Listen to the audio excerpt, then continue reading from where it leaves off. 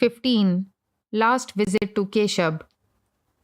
Wednesday, November 28, 1883.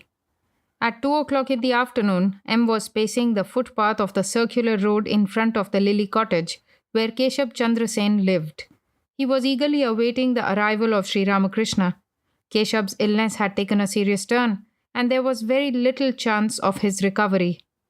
Since the master loved Keshab dearly, he was coming from Dakshineshwar to pay him a visit. On the east side of the circular road was Victoria College, where the ladies of Keshab's Brahmo Samaj and their daughters received their education. To the north of the college was a spacious garden house inhabited by an English family. M noticed that there was a commotion in the house and wondered what was going on. Presently, a hearse arrived with the drivers dressed in black, and the members of the household appeared looking very sad. There had been a death in the family. Whither does the soul go, leaving behind this mortal body? Pondering the age-old question, M waited, watching the carriages that came from the north. About 5 o'clock, a carriage stopped in front of the Lily cottage, and Sri Ramakrishna got out with Latu and several other devotees, including Rakhal. He was received by Keshab's relatives, who led him and the devotees upstairs to the veranda south of the drawing room. The master seated himself on a couch. After a long wait, he became impatient to see Keshab. Keshab's disciples said that he was resting and would be there presently. Sri Ramakrishna became more and more impatient and said to Keshab's disciples, "Look here, what need is there of his coming to me? Why can't I go in and see him?" Prasanna, humbly, "Sir, he will come in a few minutes." Master, "Go away. It is you who are making all this fuss. Let me go in." Prasanna began to talk about Keshab in order to divert the master's attention. He said, "Keshab is now an altogether different person. Like you, sir, he talks to the Divine Mother. He hears what the Mother says and laughs and cries." When he was told that Keshab talked to the Divine Mother and laughed and cried, the master became ecstatic. Presently he went into Samadhi. It was winter, and the master was wearing a green flannel coat with a shawl thrown over it. He sat straight, and his eyes fixed, deep in ecstasy. A long time passed in this way. There was no indication of his returning to the normal plane of consciousness. Gradually it became dark. Lamps were lighted in the drawing room, where the master was now to go. While he was slowly coming down to the plane of ordinary consciousness, he was taken there, though with great difficulty. The room was well furnished. At the sight of the furniture, the master muttered to himself, "These things were necessary before, but of what use are they now?" Seeing Rakhal, he said, "Oh, hello, are you here?" Then seating himself on a couch, he again lost consciousness of the outer world, and looking around as if seeing someone, he said, "Hello, mother, I see that you too have come. How you are showing off in your Banaras sari. Don't bother me now, please. Sit down and be quiet." The master was in a state of intense divine intoxication. In the well-lighted room, the Brahmo devotees sat around the master. Latu, Rakhal, and M remained near him. He was saying to himself, still filled with divine fervor, "The body and the soul. The body was born and it will die. But for the soul there is no death. It is like the betel nut. When the nut is ripe, it does not stick to the shell. But when it is green, it is difficult to separate it from the shell. After realizing God, one does not identify oneself any more with the body. Then one knows that body and soul are two different things." At this moment, Keshab entered the room. He came through the east door. Those who remembered the man who had preached in the town hall or the Brahmo Samaj temple were shocked to see this skeleton covered with skin. He could hardly stand. He walked holding to the wall for support. With great difficulty, he sat down in front of the couch. In the meantime, Sri Ramakrishna had got down from the couch and was sitting on the floor. Keshab bowed low before the master and remained in that position a long time, touching the master's feet with his forehead. Then he sat up. Sri Ramakrishna was still in a state of ecstasy. He muttered to himself. He talked to the Divine Mother. Raising his voice, Keshab said, "I'm here, sir, I'm here." He took Sri Ramakrishna's left hand and stroked it gently, but the master was in deep samadhi, completely intoxicated with divine love. A stream of words came from his lips as he talked to himself, and the devotees listened to him spellbound. Master. As long as a man associates himself with upadhis, so long he sees the manifold, such as Keshab, Prasanna, Amrita, and so on. But on attaining perfect knowledge, he sees only one consciousness everywhere. The same perfect knowledge again makes him realize that the one consciousness has become the universe and its living beings and the 24 cosmic principles. But the manifestations of divine power are different in different beings. It is he undoubtedly who has become everything, but in some cases there is a greater manifestation than in others. Vidyasagar once asked me, "Can it be true that God has endowed some with greater power and some with less?" I replied, "If that were not so, how is it that one man may be stronger than 50? If that were not the case again, how is it that we have all come here to see you? The soul through which God sports is endowed with his special power. The landlord may reside in any part of his estate, but he is generally to be found in a particular drawing room. The devotee is God's drawing room. God loves to sport in the heart of his devotee. It is there that his special power is manifest. What is the sign of such a devotee? When you see a man doing great works, you may know that God's special power is manifested through him. The primordial power and the supreme Brahman are identical. You can never think of the one without the other. They are like the gem and its brilliance. One cannot think of the brilliance without the gem, or of the gem without its brilliance. Again, it is like the snake and its wriggling motion. One cannot think of the wriggling motion without the snake, or the snake without its wriggling motion. It is the primordial power that has become the universe and its living beings and the 24 cosmic principles. It is a case of involution and evolution. Why do I feel so restless for Rakhal, Narendra, and the other youngsters? Hazra once asked me, "When will you think of God if you are always anxious about these boys?" Keshab and the others smile. That worried me greatly. I prayed to the Divine Mother, "Mother, see what a fix I am in."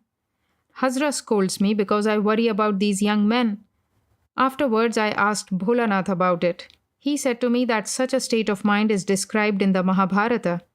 How else will a man established in Samadhi occupy his mind in the phenomenal world after coming down from Samadhi?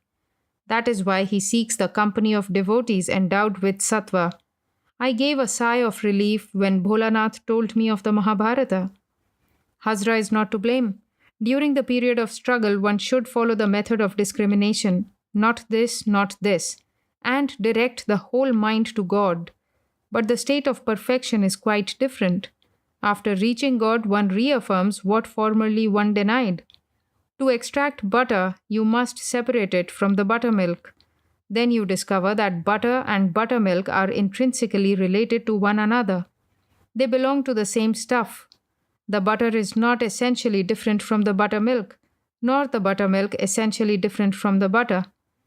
After realizing God, one knows definitely that it is He who has become everything. In some objects, He is manifested more clearly, and in others, less clearly. When a flood comes from the ocean, all the land is deep under water.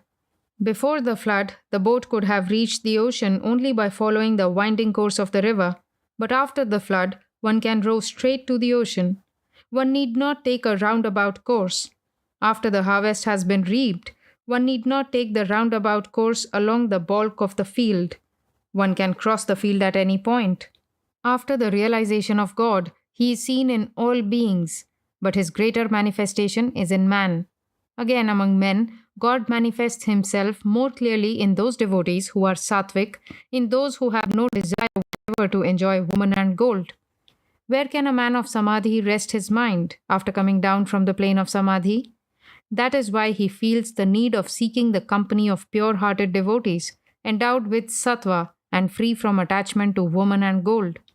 How else could such a person occupy himself in the relative plane of consciousness? He who is Brahman is the Adya Shakti, the primal energy. When inactive, he is called Brahman, the Purusha. He is called Shakti or Prakriti when engaged in creation, preservation, and destruction. These are the two aspects of reality, Purusha and Prakriti. He who is the Purusha is also Prakriti. Both are the embodiment of bliss. If you are aware of the male principle, you cannot ignore the female principle. He who is aware of the father must also think of the mother. Keshab laughs. He who knows darkness also knows light. He who knows night also knows day. He who knows happiness also knows misery. You understand this, don't you? Keshab. Yes, sir, I do. Master. My mother. Who is my mother?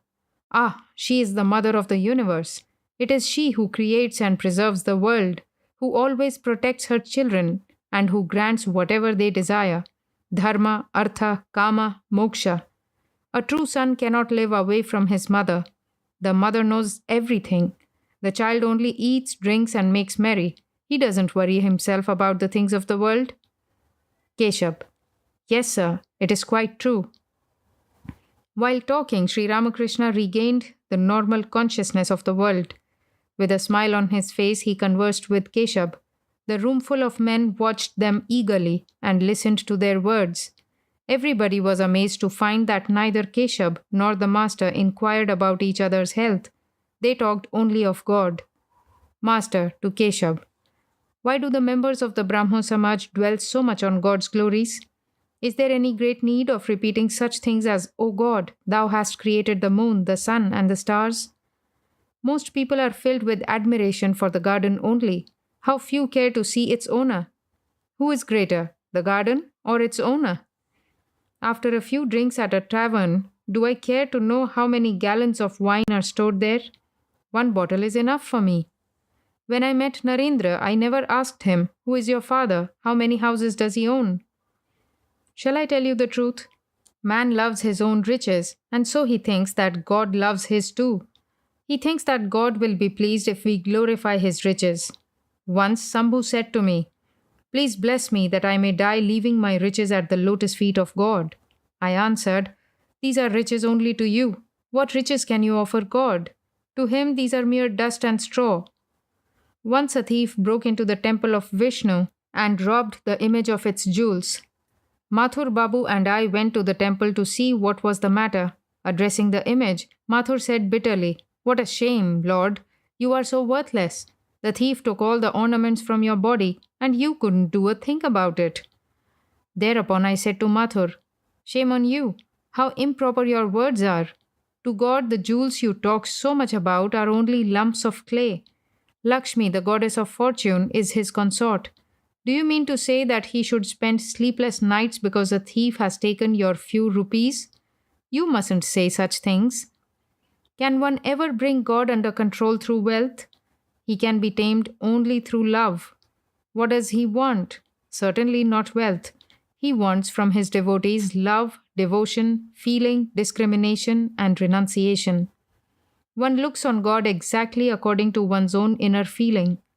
Take, for instance, a devotee with an excess of tamas.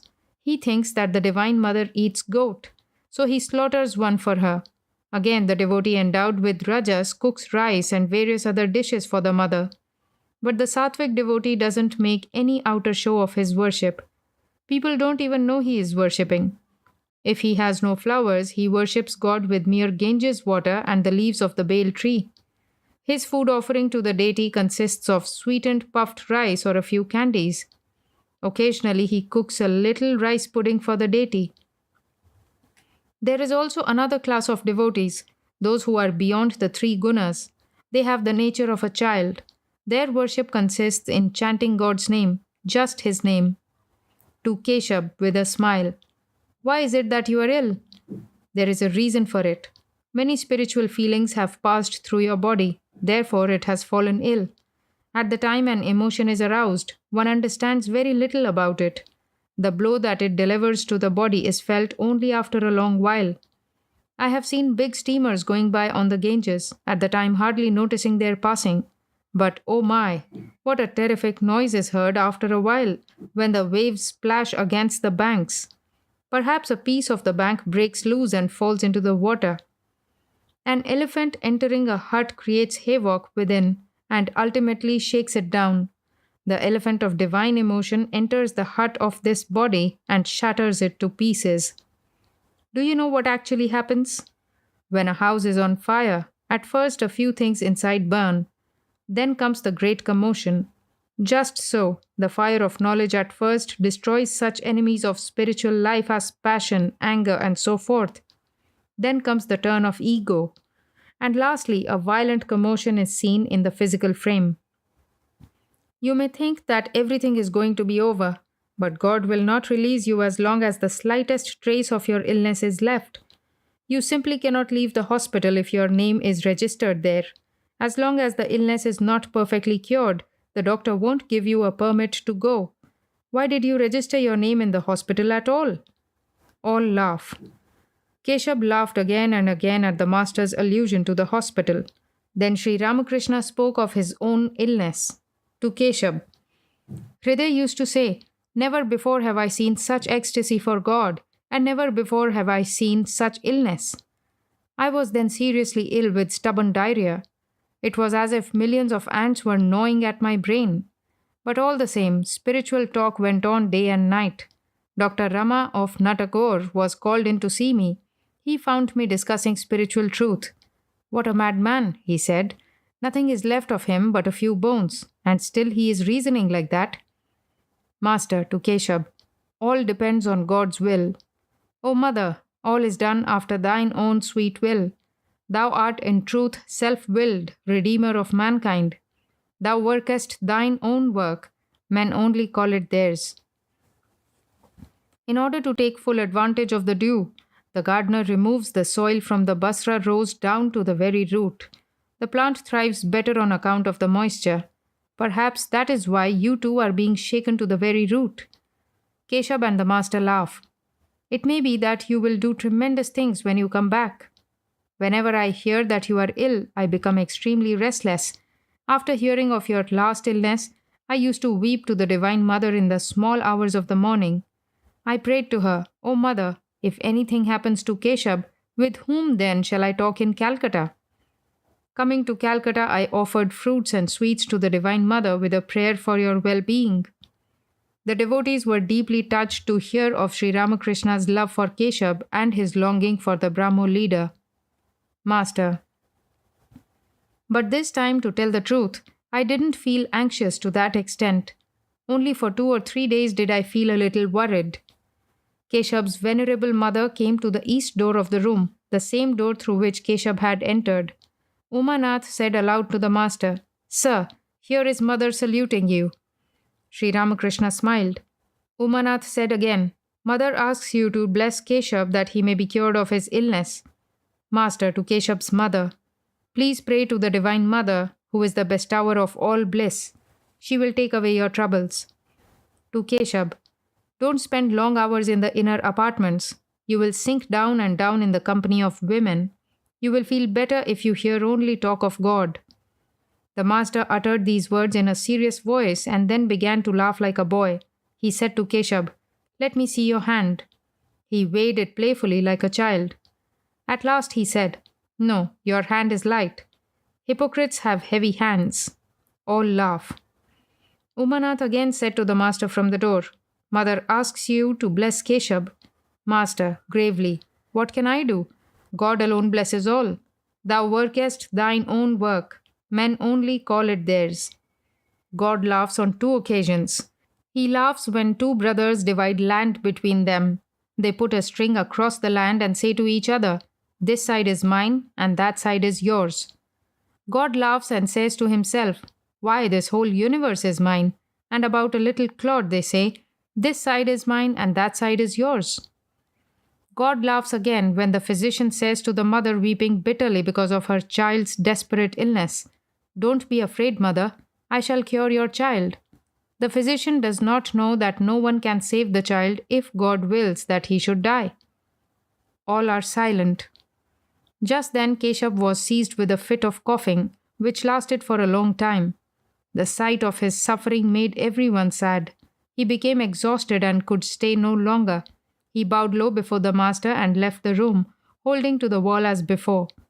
Some refreshments had been arranged for the master. Keshab's eldest son was seated near him. Amrita introduced the boy and requested Sri Ramakrishna to bless him. The master said, "It is not given to me to bless anyone." With a sweet smile, he stroked the boy's body gently. Amrita, with a smile. All right, then do as you please. Master, to the devotees, I cannot say such a thing as, may you be healed. I never ask the Divine Mother to give me the power of healing. I pray to her only for pure love. Is Keshab a small person? He is respected by all, seekers after wealth as well as holy men. Once I visited Dayananda, who was then staying at a garden house. I saw he was extremely anxious about Keshab's coming. He went out every few minutes to see whether he had arrived.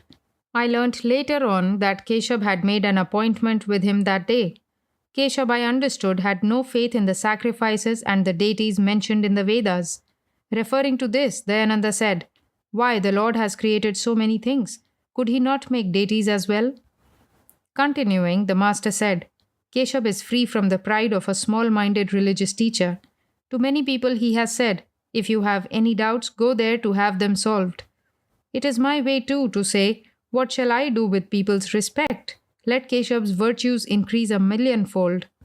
Keshab is certainly a great man. Everyone respects him, seekers after wealth as well as holy men. Thus did Sri Ramakrishna praise Keshab before the latter's disciples. After partaking of the refreshments, the master was ready to leave. The Brahmo devotees accompanied him to the cab, which was standing in the street. While coming down the stairs, the master noticed that there was no light on the ground floor. He said to Amrita and Keshab's other disciples, these places should be well lighted. A house without light becomes stricken with poverty. Please see that it doesn't happen again. Then Sri Ramakrishna left for Dakshineshwar with 1 or 2 devotees. On his way to Dakshineshwar from Keshab's cottage, Sri Ramakrishna stopped at Jai Gopal Sen's house. It was about 7 o'clock in the evening. In the drawing room, Jai Gopal's relatives and neighbors had gathered. Vaikuntha, Jai Gopal's brother, said to the master, Sir, we are worldly people. Please give us some advice. Master, do your duty to the world after knowing God.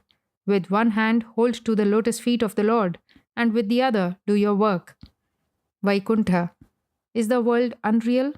Master, yes, it is unreal as long as one has not realized God. Through ignorance, man forgets God and speaks always of I and mine. He sinks down and down, entangled in Maya, deluded by woman and gold. Maya robs him of his knowledge to such an extent that he cannot find the way of escape, though such a way exists. Listen to a song. When such delusion veils the world through Mahamaya's spell, that Brahma is bereft of sense and Vishnu loses consciousness. What hope is left for men? You all know from your experience how impermanent the world is. Look at it this way. How many people have come into the world and again passed away? People are born and they die. This moment the world is, and the next it is not. It is impermanent. Those you think to be your very own will not exist for you when you close your eyes in death. Again, you see people who have no immediate relatives, and yet for the sake of a grandson, they will not go to Banaras to lead a holy life. Oh, what will become of my Haru then? They argue. The narrow channel first is made, and there the trap is set. But open though the passage lies, the fish, once safely through the gate, do not come out again. Yet even though a way leads forth, encased within its own cocoon, the worm remains to die. This kind of world is illusory and impermanent. A neighbor. Why, sir, should one hold to God with one hand and to the world with the other? Why should one even stretch out one hand to hold to the world, if it is impermanent? Master, the world is not impermanent if one lives there after knowing God. Listen to another song. O mind, you do not know how to farm. Fallow lies the field of your life. If you had only worked it well, how rich a harvest you might reap. Hedge it about with Kali's name, if you would keep your harvest safe. This is the stoutest hedge of all, for death himself cannot come near it. Did you listen to the song? Hedge it about with Kali's name, if you would keep your harvest safe. Surrender yourself to God, and you will achieve everything. This is the stoutest hedge of all, for death himself cannot come near it. Yes, it is a strong hedge indeed. If you but realize God, you won't see the world as unsubstantial. He who has realized God knows that God Himself has become the world and all living beings. When you feed your child, you should feel that you are feeding God. You should look on your father and mother as veritable manifestations of God and the Divine Mother and serve them as such. If a man enters the world after realizing God, he does not generally keep up physical relations with his wife. Both of them are devotees. They love to talk only of God and pass their time in spiritual conversation. They serve other devotees of God, for they know that God alone has become all living beings, and knowing this, they devote their lives to the service of others. Neighbor. But, sir, such a husband and wife are not to be found anywhere. Master. Yes, they can be found, though they may be very rare. Worldly people cannot recognize them. In order to lead such a life, both husband and wife must be spiritual. It is possible to lead such a life if both of them have tasted the bliss of God. God's special grace is necessary to create such a couple, otherwise, there will always be misunderstanding between them. In that case, the one has to leave the other. Life becomes very miserable if husband and wife do not agree. The wife will say to her husband day and night, "Why did my father marry me to such a person? I can't get enough to eat or to feed my children. I haven't clothes enough to cover my body or to give to my children. I haven't received a single piece of jewelry from you. How happy you have made me. Ah, you keep your eyes closed and mutter the name of God. Now do give up all these crazy ideas." Devotee. There are such obstacles, certainly. Besides, the children may be disobedient. There is no end of difficulties. Now, sir, what is the way? Master. It is extremely difficult to practice spiritual discipline and at the same time lead a householder's life. There are many handicaps: disease, grief, poverty, misunderstanding with one's wife, and disobedient, stupid, and stubborn children. I don't have to give you a list of them. But still, there is a way out. One should pray to God, going now and then into solitude, and make efforts to realize Him. Neighbor. Must one leave home then? Master. No, not altogether. Whenever you have leisure, go into solitude for a day or two. At that time, don't have any relations with the outside world and don't hold any conversation with worldly people on worldly affairs. You must live either in solitude or in the company of holy men. Neighbor. How can one recognize a holy man? Master. He who has surrendered his body, mind, and innermost self to God is surely a holy man. He who has renounced woman and gold is surely a holy man. He is a holy man who does not regard woman with the eyes of a worldly person. He never forgets to look upon a woman as his mother and to offer her his worship if he happens to be near her. The holy man constantly thinks of God and does not indulge in any talk except about spiritual things. Furthermore, he serves all beings, knowing that God resides in everybody's heart. These in general are the signs of a holy man. Neighbor. Must one always live in solitude? Master. Haven't you seen the trees on the footpath along a street? They are fenced around as long as they are very young, otherwise cattle destroy them. But there is no longer any need of fences when their trunks grow thick and strong. Then they won't break even if an elephant is tied to them. Just so, there will be no need for you to worry and fear if you make your mind as strong as a thick tree trunk. First of all, try to acquire discrimination. Break the jackfruit open only after you have rubbed your hands with oil. Then its sticky milk won't smear them. Neighbor. What is discrimination? Master. Discrimination is the reasoning by which one knows that God alone is real and all else is unreal. Real means eternal and unreal means impermanent. He who has acquired discrimination knows that God is the only substance and all else is non-existent. With the awakening of this spirit of discrimination, a man wants to know God. On the contrary, if a man loves the unreal, such things as creature comforts, name, fame, and wealth, then he doesn't want to know God, who is of the very nature of reality. Through discrimination between the real and the unreal, one seeks to know God. Listen to a song. Come, let us go for a walk, O mind, to Kali, the wish-fulfilling tree, and there beneath it gather the four fruits of life. Of your two wives, dispassion and worldliness, bring along dispassion only on your way to the tree, and ask her son discrimination about the truth. By turning the mind within oneself, one acquires discrimination, and through discrimination, one thinks of truth. Then the mind feels the desire to go for a walk to Kali, the wish fulfilling tree. Reaching that tree, that is to say, going near to God, you can without any effort gather four fruits, namely dharma, artha, kama, and moksha. Yes, after realizing God, one can also get, if one so desires, dharma, artha, and kama, which are necessary for leading the worldly life.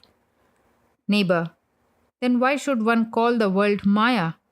Master, as long as one has not realized God, one should renounce the world, following the process of neti neti. But he who has attained God knows that it is God who has become all this. Then he sees that God, Maya, living beings, and the universe form one whole. God includes the universe and its living beings. Suppose you have separated the shell, flesh, and seeds of a bale fruit, and someone asks you the weight of the fruit. Will you leave aside the shell and the seeds and weigh only the flesh? Not at all. To know the real weight of the fruit, you must weigh the whole of it, the shell, the flesh, and the seeds. Only then can you tell its real weight. The shell may be likened to the universe, and the seeds to living beings. While one is engaged in discrimination, one says to oneself that the universe and the living beings are non-self and unsubstantial. At that time, one thinks of the flesh alone as the substance, and the shell and seeds as unsubstantial. But after discrimination is over, one feels that all three parts of the fruit together form a unity. Then one further realizes that the stuff that has produced the flesh of the fruit has also produced the shell and seeds. To know the real nature of the bale fruit, one must know all three. It is the process of evolution and involution. The world, after its dissolution, remains involved in God, and God, at the time of creation, evolves as the world. Butter goes with buttermilk, and buttermilk goes with butter. If there is a thing called buttermilk, then butter also exists. And if there is a thing called butter, then buttermilk also exists. If the self exists, then the non-self must also exist. The phenomenal world belongs to that very reality to which the absolute belongs. Again, the absolute belongs to that very reality to which the phenomenal world belongs. He who is realized as God has also become the universe and its living beings. One who knows the truth knows that it is he alone who has become father and mother, child and neighbor, man and animal, good and bad, holy and unholy, and so forth. Neighbor, then is there no virtue and no sin? Master, they both exist and do not exist. If God keeps the ego in a man, then he keeps in him the sense of differentiation and also the sense of virtue and sin. But in a rare few, he completely effaces the ego, and these go beyond virtue and sin, good and bad. As long as a man has not realized God, he retains the sense of differentiation and the knowledge of good and bad. You may say, virtue and sin are the same to me. I am doing only as God bids me. But you know in your heart of hearts that those are mere words. No sooner do you commit an evil deed than you feel a palpitation in your heart. Even after God has been realized, he keeps in the mind of the devotee, if he so desires, the feeling of the servant ego. In that state, the devotee says, O God, thou art the master and I am thy servant. Such a devotee enjoys only spiritual talk and spiritual deeds. He does not enjoy the company of ungodly people. He does not care for any work that is not of a holy nature. So you see that God keeps the sense of differentiation even in such a devotee. Neighbor, you ask us, sir, to live in the world after knowing God. Can God really be known? Master, God cannot be known by the sense organs or by this mind, but he can be known by the pure mind, the mind that is free from worldly desires. Neighbor, who can know God? Master, Right, who can really know him? But as for us, it is enough to know as much of him as we need. What need have I of a whole well of water? One jar is more than enough for me. An ant went to a sugar hill. Did it need the entire hill? A grain or two of sugar was more than enough. Neighbor, sir, we are like typhoid patients. How can we be satisfied with one jar of water? We feel like knowing the whole of God. Master, that's true, but there is also medicine for typhoid. Neighbor, what is that medicine, sir? Master, the company of holy men, repeating the name of God and singing his glories, and unceasing prayer. I prayed to the Divine Mother. Mother, I don't seek knowledge. Here, take thy knowledge, take thy ignorance. Give me only pure love for thy lotus feet. I didn't ask for anything else. As is the disease, so must the remedy be. The Lord says in the Gita, O Arjuna, take refuge in me. I shall deliver you from all sins. Take shelter at his feet. He will give you right understanding. He will take entire responsibility for you. Then you will get rid of the typhoid. Can one ever know God with such a mind as this? Can one pour 4 seers of milk into a 1 seer pot? Can we ever know God unless He lets us know Him? Therefore, I say, take shelter in God. Let Him do whatever He likes. He is self willed. What power is there in a man?